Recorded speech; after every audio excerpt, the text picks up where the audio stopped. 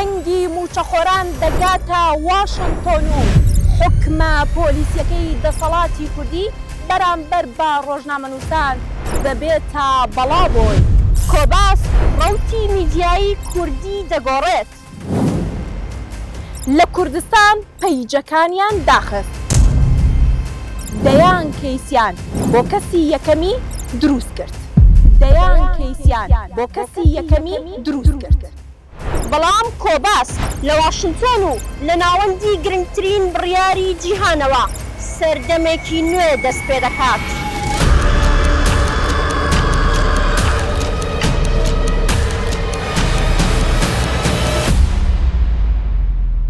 شەش ساڵ پێش ئێستا کاتێک کۆباس وەکو یەکەمین وێب تیڤی کوردی دەستی بەکارەکانی کرد، کەم بوون ئەوانەی بڕوایان وابوو کە سەکۆیەکی نوێ بتوانێت هاوکێشەی میدیایی هەرێم بەهەژێنێت.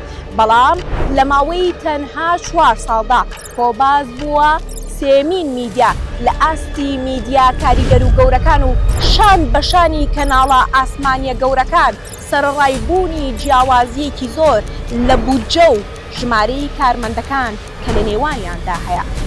بەڵام ئەم سەرکەوتنە بێباچ نەبوو.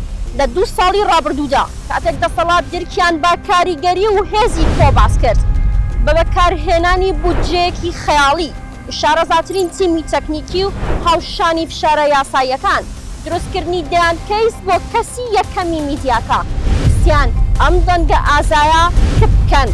بەڵام ئەوان لەبیریان کردبوو کە سەرچاوی هەموو سەرکەوتنێک عەقڵ و ژیریە. کۆباس بە دیدگایەکی جیاوازەوە دەستی برد بۆ هەموو ئەو خاڵانەی کەس درکی پێ نەکردبوو، یانیش کەس نەیوێرا بوو دەستی بۆ بەرێت. لە نوێترین هەنگاویدا کۆباس لە 3 ڕوانگەی گرنگەوە ئامادەکاری دەکات بۆ گۆڕینی تەواو لە ڕەوتی میدیایی لە کوردستان. یەکەم سەلماندنی ئەو ڕاستیەی کە کۆباس وەکو دەسەڵاتی چوارەم ئەو میدیایە کە کار دەکات بۆ سەرخستنی مافەکانی کورد لە هەر 4 پارچەی کوردستان خەبات دەکات. دووهەم کۆتایی هێنان بۆ و بێباکیەی کە بەرامبەر هاوڵاتیان هەیە کاتێک مامۆستایان، موچەخۆران، خوێندکاران، هێزانمیەکان هاوار دەکەن و بە شێوەیەکی مەدەنی داوای مافە سەرەتایەکانی خۆیان دەکەن. دەسەڵات گاڵتە بە ئازار و داواکانی ئەوان دەکات. کۆباس دەبێتە دەنگی ڕاستەقینەی ئەوان. سێەم دۆزینەوەی گرنگترین وێزگەی جیهانی بۆ کۆتایی هێنان بەو چەواشە کاریە میدیایی کە دەسەڵات بۆ شاردنەوەی ڕاستیەکانی ئەم هەرێمە بەکاری دەهێنێت.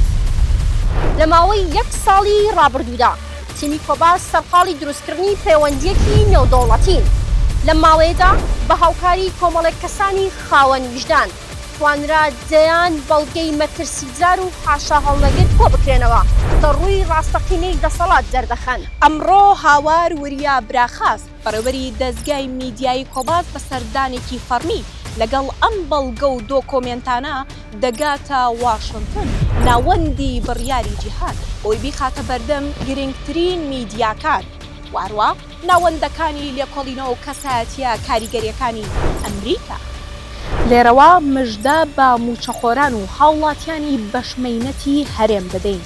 ئەو بێباکەی کە زیاتر لە 30 ساڵە حکومڕانانی هەرێم بەرامبەرتان هەیەە چیتر نامێنێت. ئێمە دەنگ و بەڵگەکان دەبینە بەردەم میدیا کاریگەرەکان و ناوەندە گرنگەکان و کەسایەتیە جیهانیەکان کە بڕیاری نێودەوڵەتی دەدەن. کۆباس وا دەکات دەسەڵاتی کوردی ملکەچی داواڕەواکانتان ببێت.